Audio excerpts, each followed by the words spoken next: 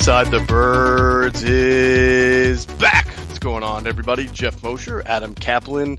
I'm sad, somewhat, Adam, to say that this is going to be the last Inside the Birds all 22 review of 2019. We're going to go through the Eagles-Seahawks game. I know it's going to be tough to stomach for a lot of our listeners, but this is what we've done every game all year. And I think it's important that we just kind of dive into some of the things that happened in the game that are important and relevant to go through. Also, obviously, there could be some hard news this week, right? With the fate of the coaching staff, you got Jim Schwartz interviewing in Cleveland. So I just want to let our listeners know that there's going to be one more Inside the Birds this week. So we'll have 3 this week like we've had in the past, and then we'll make more announcements from there going forward. But in the meantime, everybody can, we just continue to ask people to rate and review the podcast and keep reaching out on social media. And of course, please subscribe to our Inside the Birds YouTube channel. I'm just going to add, Geoff, that Wednesday, it's going to be this week at a minimum. It's Wednesday morning, 6 a.m. Eastern, Friday morning, 6 a.m. Eastern. Mm-hmm. We'll have another one. And the third one, we'll see. We'll see, because obviously technically we dropped one Monday. That was the post-game show. That counts. Right. But we may have an extra one, just depending if there's anything newsy we need to talk about. That's right. And, Geoff, so real quick, I think next week, mm-hmm. we're probably going to drop our first one on Monday. Of course, it's not a game, but that we'll make an announcement what that's going to be. We got a couple things we're mulling here, just depending on a couple scenarios. But right. We're gonna be breaking down the roster real soon. I know people love that stuff about what needs to happen. What does the team think? What do people in the league think of the roster? So we'll get into that real soon. Yeah, I look forward to this offseason, Adam, because you and I think, even last year in the offseason, we had some really good podcasts. We did some good live shows in Mayfair. So there'll be some opportunities from us to really go through this roster, go through the draft, go through free agency. So we'll have plenty of content for our listeners, and we're really going to have fun this offseason, because even though they made the playoffs, I think you and I envision a lot of different changes here and there and an overhaul. So there's going to be a lot of names that we're going to be going through, certainly a long list of free agents. Yes, what Geoff's just ended with the free agents. We also have free agent targets for the Eagles, mm-hmm. And kind of where we think guys might fit in. The Eagles have done a really good job. Harry Roseman just came back into power. That one of the things that he's really done a good job with, Geoff, is signing free agents. A lot of them have been really, really productive. Haven't had the misses that he had before 2016 as much, obviously. It's been better. The draft obviously has to get better, but free agency, they've done pretty well with it. Yeah, I like it when you accidentally call me Howie. It makes me want to run to my bank account and see if there's some extra money in there. Well, actually, I was mentioning how. Yeah, I get it. Let's cashless checks, brother. He makes a lot of money, I'm sure. Oh, yes, a lot of zeros. Does. Definitely a lot more than me. Let's go through the offense, because I want to start by saying I'm a little surprised that nothing yet has come out from the NFL on the Clowney hit on Carson. So we're still kind of waiting to hear on that. I think the good news is that people were basically saying that Carson was feeling a lot better the next day. Sometimes concussions can linger, especially those can linger for a while. And it was just good to hear that Carson, other people saying Carson was in good spirits and doing well the next day. Yeah, correct. And, look, the thing is, it doesn't mean he would even play the following week. Right. Yeah, that doesn't mean he could play. It just means that he was feeling better. He was in the building. He was seen and talking, and that's good. So Geoff, I would say this with Josh McCown. He did the best he could under trying circumstances. What they did is they took the air out of the ball for the most part. They were not going to let him throw the ball around the field. It's not like, Geoff, they could have planned for him to play. Mm-hmm. They didn't know Carson would get hurt. So they did the best they could. They took a couple deep shots, but most of it was 15 yards and in. Your ball security, some of the snaps were not quite crisp. That was something I didn't know about, but someone told me who graded the tape. One of my trusted people said there was something with the center to quarterback exchange. But what it might have been a little bit not where Josh is used to, because he hasn't practiced right with the ones. He just has that. So you got it. That's a fair point, I thought. So I figured I'd bring that up. People want to say they should have scored more than 9 points, but folks, tell me how. What McCown had to work with. Look, Geoff and I have said, just like we told you with the cornerback position, at some point the jig's going to be up. It's amazing that they were able to win the Final Four with guys who really shouldn't be playing, other than Greg Ward, who certainly earned his time. Robert Davis, okay, Geoff, he wouldn't be on the team had they not had all the injuries. Okay, sure. 14 at 16, Burnett, another guy. would not be on the roster. Shelton Gibson would not be on the roster, though he did what I thought they had to do, is throw him a deep ball. He drew a PI. Great throw. Actually, good route. He got open, but there were two guys there. Drew a penalty. Bottom line is, though, you're just not going to be able to win big in the playoffs or really move on much if you're putting guys out there like that. Now, when we get to our offseason shows, we could really look at what they could have done, but just sticking to this game, yeah, maybe they should have scored more, but as you pointed out in our post-game show, they were bad on third down. They were not good in the red zone, which had not been the case coming into the game. And that's what happens when you're playing a bunch of backup players. Oh, by the way, they played the same team 5 weeks before that, who clearly knew what was coming based on what I'm told. Yeah. Although there were some great calls by the coaches, but in terms of personnel, it was like they were never concerned about how they were playing coverage against the Eagles receivers. Yeah, that makes sense. One thing that stuck out, Adam, and we talked about the difference in Carson in December. While there were still some issues there, footwork and mechanics that need to be corrected, he was throwing with timing and anticipation a lot better. And when you do that, you help create the separation. These guys are not natural separators. They're not 4.2 40 guys that the Eagles have at wide receiver. But when you throw with timing and anticipation, you get that extra leg up. But Josh McCown, as you mentioned, he can't go in there and throw with timing and anticipation. He just doesn't have that rapport with the wide receiver. So on third down, I think that's where it hurt him the most. And that play in particular, and fourth down, when they're in the red zone and he's just looking for somebody and he gets sacked and everybody's wondering why he doesn't just throw the football. Well, nobody's open because the pre-snap decision-making just isn't there the way it was when Carson was playing. Right, and a couple things. Wentz only played 9 snaps in this game. He could not get into rhythm early. He was 1 for 4. He needed more time. I have no doubt, based on the way he'd been playing, he'd figure it out eventually. He would start to get the timing down. The good thing is they know, and they've noticed this lately, the guys I speak to, Goddard's route running, which needed to improve, really is improving. He's starting to set defenders up. Yeah. He's not getting the vertical plays that down the seam that they'd like to have. Right. But that'll come next year. So there's some good things in the last 4 or 5 games for Goddard. So that was a good thing. I give Zach Ertz credit. That 32-yard pass was a great design by the coaches. That was a great route, great design. Zach, I give him credit. I don't know how he did it with what he revealed after the game, with not one but 2 broken ribs, and and obviously the back and the kidney, really incredible. He should not have played, but he did it for his teammates. This guy's a special football player. He did what he could. They're just out. It's really gets to be easier for defenses when you're not worried about anyone on the outside. I'm told it showed so easily. Cover 3, the Seattle cover 3 always has voids in the middle. The Rams have defeated it at times. Niners have gotten to them in the middle of the field, but the Eagles couldn't do it because Geoff, Zach wasn't himself. It's not his fault. He can only do so much. They didn't have anyone who could run vertically at wide receiver. They tried with Ward, but he couldn't get open. Right. They took the one shot. Go ahead. Yeah, I think there's also a correlation there to why we did not see Goddard down the seams vertically more, is because you don't have that opening there, because the receivers on the Eagles are not commanding the respect they're not pushing safeties back, clearing out, right? To create that space. So you're right. I think they come back and try to improve their vertical game to help. We know Dallas Goedert can make that play. He just needs the space to be able to create it with him and the quarterback. Correct. Did you know that Miles Sanders had 30 rushing yards in the second half? And to me, even though he had 39 in the first and only 30 in the second, I'm fascinated by that, because as we found out after the game, Adam, or later the next day, he did it on a sprained MCL. Yeah, I guess he let the reporters know what he was dealing with. So, unbelievable. The kid, and it's funny. When Sanders hurt his ankle, I checked around. I need to get a scouting report. So I called a guy that I know who's a West Coast scout for a team. I mean, he lives on the West Coast, but he's an East Coast scout for a team. I guess he lives somewhere in the West, and he's an East Coast scout. I said, hey, what do you know about Sanders? I said, because I don't know much about, other than the fumbling issue at Penn State. I heard he was just a stud, despite his only playing 1 year. He goes, oh, great kid, hard worker, hard-nosed kid. He's from Pittsburgh. He goes, what's the injury? I said, low ankle. He'll play. He goes, I don't even know it.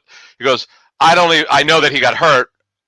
He goes, I guarantee you he'll be fine because Mm-hmm. he'll go on adrenaline. And I'm telling you, the adrenaline on even on an ankle injury, though it's low, really carried him through. He looked good now. He had 2 or 3 runs I'm sure he'd like to have back where I don't think he quite hit the right hole. Mm-hmm.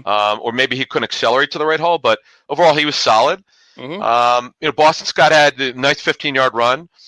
I think what I would have liked to have seen, Geoff, and correct me if I'm wrong, did they run any trick play? Oh, with Ward, they ran one trick play, maybe. Yeah, it got blown up pretty badly by Clowney in the back. Yeah, it was the shovel motion. Greg Ward. Yeah. Yeah.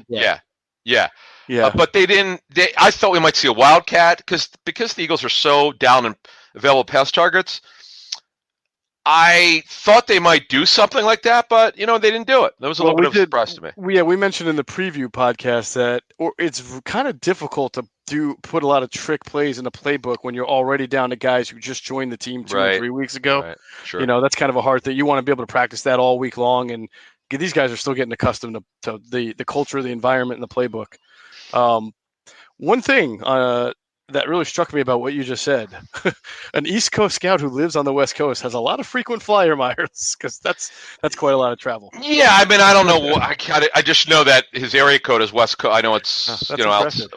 So I said, hey, well, that's where he lives, but no, Right. but he, I don't. Whatever the story is, maybe it's 2 homes, maybe he lives out east too. I don't know, but anyway. Nice. So the offensive line. Yeah, let's get. Yeah, it was what you and I thought we saw in the press box. Mm-hmm. Sometimes when I talk to people, I'm completely wrong with what I've seen, or I don't, because I don't get the replay of all 22.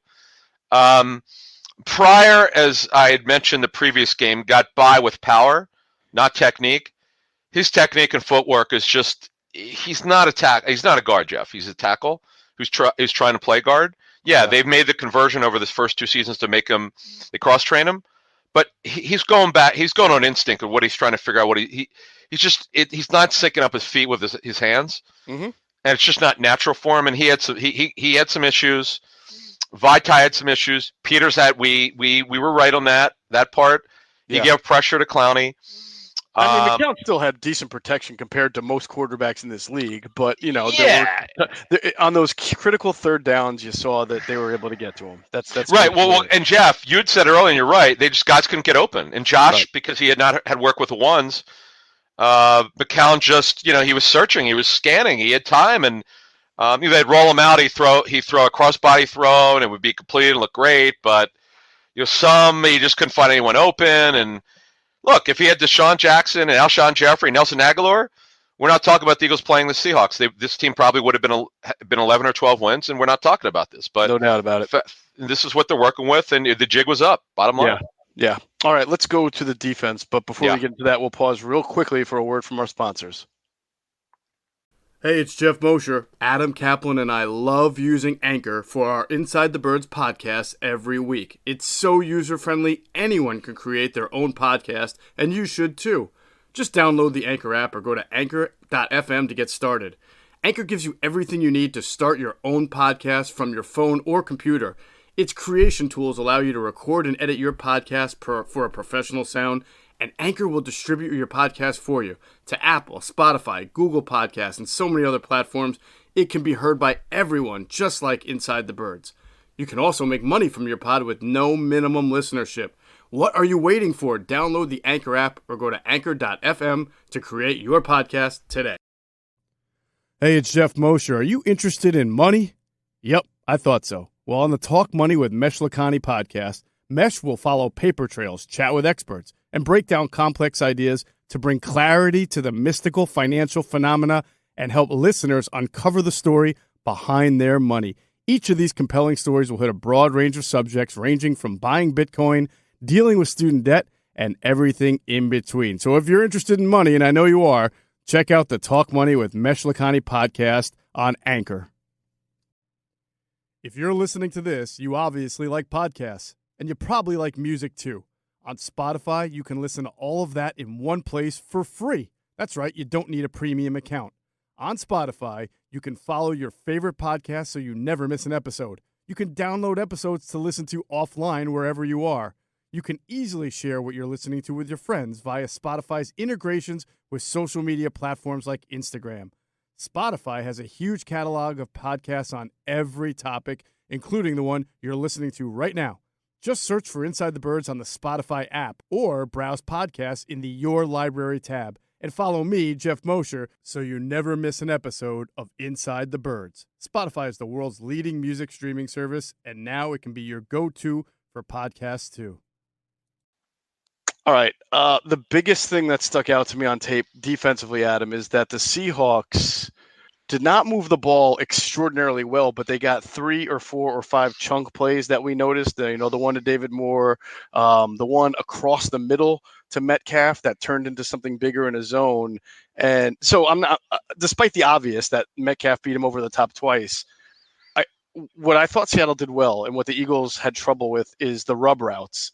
And I think that was intentional. Obviously, you have guys like Cravon. Oh, they got one, Geoff. Yeah. They got one where it looked like a pick to me. Yes. First half, they got beat. And that was a 3rd and 11, and they converted it. Yeah, and by the way, they crushed the Eagles in the second quarter particularly. Mm-hmm. They gave up a lot. They got a bunch of plays over 15 yards. Mm-hmm. Seattle, you're not going to see them throw the ball. Like 30 attempts is actually a little bit higher. Wilson averaged about 27, 28. Mm-hmm. They did what we thought they would do. They would attack the corners. This is predictable. But here's the 2 things that I was told that happened. Very, very important to know because we could not tell from the press box. The Eagles did a lot of delayed blitzing because they didn't think this makeshift offensive line. Remember, they were technically without 3 of their offensive linemen in Seattle. Justin Britta tore his ACL several weeks ago, and the Joey Hunt, who's as I told you folks last Friday, Cox would destroy Hunt, and he did. It was my buddy. A guy that I trust with tape studies, he actually lifted him up and moved him. I'm going to go back and see the all-22 because I want to see what he's talking about. He didn't give me saw the video on Twitter. It was fairly impressive. Is that right? Did it? I didn't even know. Yeah, I didn't know that, so I need to see it. But look, Cox is a man. He was he was great. And you know what? He rose to the moment. He knew they needed him, and he got it done. But right. Man, they picked. I'm told they did a great job of taking care of the delayed blitzes. Travis Homer did a great job in pass protection, believe it or not. Their fourth, the guy was supposed to be their 4th running back, but now he's starting. It's a well-coached team. Very they did a great job, Geoff. Yeah, and getting back to those rub routes, one thing that the Eagles I don't think do well, and it's hard to do when you have kind of backups in, is pattern match, right? So if you're an outside corner and a slot corner, and the team runs a rub route on you, the outside guy isn't going to just pass the outside receiver off to the inside guy and vice versa. They're trying to play man coverage, and you saw LeBlanc got kind of confused and lost in space on one of them, and the same thing with Maddox. It's the Bears last year. You look at their secondary; they were so disciplined. They pattern match as well as anybody. This team, the Eagles, with all their backups, it's just not where they are yet. So the Seahawks capitalized on that. Yeah. So by the way, off the pattern matching, I'm told against the Giants, they did a great job the second game. And I know it was raining at Giant Stadium, but the pattern matching is they did a great job.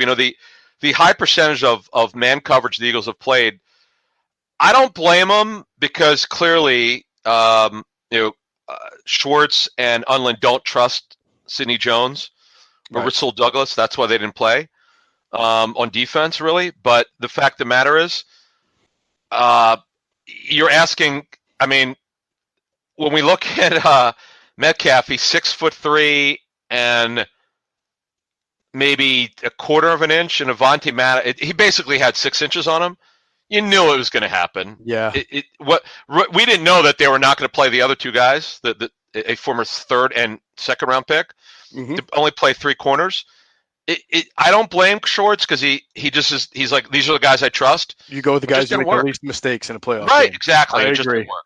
But I will credit, Brian Schottenheimer for realizing on the final drive, he's the offensive coordinator for the Seahawks, that those guys aren't coming in. And that means that safety, Epps, whose first name is now escaping me, is going to be in on those certain nickel and dime formations. So on the last play of the big deep bomb to Metcalf, he knew that if he played trips right and put Metcalf on the inside, and it was man defense versus a cover 0, that it was going to be a matchup with Epps, and they'll take that matchup any day of the week. And so, we got it. They played big nickel. They did. They tried it because it's funny. We were in the press box. I'm like, wait a minute, did Douglas and and Jones not play on defense. They didn't. They only played on special teams. Mm-hmm. I mean, that is such an indictment. It's obviously this is more for our offseason shows, but right. That's not good. Nope. That's not that. And you think about it, Geoff. Crevon LeBlanc, an undrafted free agent, who did they sign him off waivers or he was on the street? He was. Did they claim him? No, he was a street free agent signing. Okay. Jalen Mills, 7th round pick. Okay. Yeah. Boston Scott, practice squad. Oh, well, you're on defense. Yeah, defense. Yeah. I mean, look. This is Maddox is a 4th round pick, but when your 2nd and 3rd round picks can't get on the field, that's not good. Not good at all. It's not, and that's kind of the secondary story of the season after injuries. It's getting guys on the field that can play and that were picked high. That is something that we're going to talk about a lot in podcasts to come throughout the weeks. So, one thing I did want to add. I don't know if you caught it. They played 5 defensive linemen. Well, what it was is Braden was an add-in defender. Mm-hmm. He played I don't know how many snaps, at least a dozen where they play with a 5-man front, and just get extra pressure. Mm-hmm. As for Bradham to be a blitzer. I mean, they had some good rushes from it, but it just didn't. Nothing seemed to work. And when it worked, and I love this line coaches will give me: when you think you beat Russell Wilson, he beats you. Think you have it covered. He's not going to escape, and he escapes. I mean, it's just these are backbreakers, absolutely killer. He was at his best. He was incredible in this game. Incredible. Yeah. There's 2 players in my career that I've seen, opponents that I've seen on TV, but then had a totally different opinion of them when you see them in person and you realize that their physical skill set just looks different than an average person at their position, even a good player. One was Cam Newton. When I stood next to him and realized that he's that big and that strong and ran that fast, you realize he's supernatural. The other one was Larry Fitzgerald, right? Well, the third one happened the other night, and I see Russell Wilson, and he came out into the locker room, and he wasn't wearing a shirt, and he turned around, and his back muscle, he has the largest trap and deltoid, like the wing muscles there. Mm. His back, like most quarterbacks, like Carson Wentz and other guys, they're strong, but they are not almost like Greek statues. He is an impressively built human being. I got to say, you realize why he's so good and special when you see him, not just physically, but mentally he's a smart guy, but he's Geoff, special. Right. So think about it. How many times he gets hit because their line's terrible? Mm-hmm. And the guy gets up. It's probably playing to what you said. He's a great physical shape. He's only 5'10.5", by the way. Right. And that's what's about how strong he is, upper body. Yeah. The only issues he's really had is he had a couple high ankle sprains a couple years ago when he didn't play well. Mm-hmm. It was just injury related, but the guy's a special quarterback, a surefire Hall of Famer, and I love watching him. Yeah, that'll do it. That's true. That's going to do it for Inside the Birds, the leading podcast in Eagles Intel. We want to thank many of our friends, 97.3 ESPN. Download their free mobile app at 97.3ESPN.com. You can hear me on with Mike Gillenright and Rothstein Monday through Friday from 2 to 6. Mays and Shander from noon to 2. Adam Caplan does a spot every Wednesday at 3 o'clock. Our Inside the Birds segment, which I imagine he'll continue doing into the off season. We'll talk about that, but we always look forward to that segment. We want to thank our friends PHLSportsNation.com, giving you just great coverage of the Eagles, the Flyers, the Sixers, the Phillies. They're different from the rest. They enhance the fan experience. They give you how the fan feels. They give really educated insight and wisdom. So you got to check them out at PHLSportsNation.com. Of course, we thank our executive producer, as I like to call him, Hunter Brody. You can check out his YouTube page, Sports Talk with Broads, and he will give you the greatest, most passionate Philadelphia fan takes that you will see on the internet. So make sure you check out Sports Talk with Broads on YouTube. Special thanks to Todd Hermans, former Eagles offensive lineman, a friend of Inside the Birds and his company, Body Check Wellness. And, of course, I remind you to please keep checking out our own YouTube page, Inside the Birds YouTube page, and subscribe and continue to rate and review the Inside the Birds podcast. We appreciate it. We love it. We thank all of you for all your listenership and your loyalty. And, of course, we thank you for flying with us inside the bird.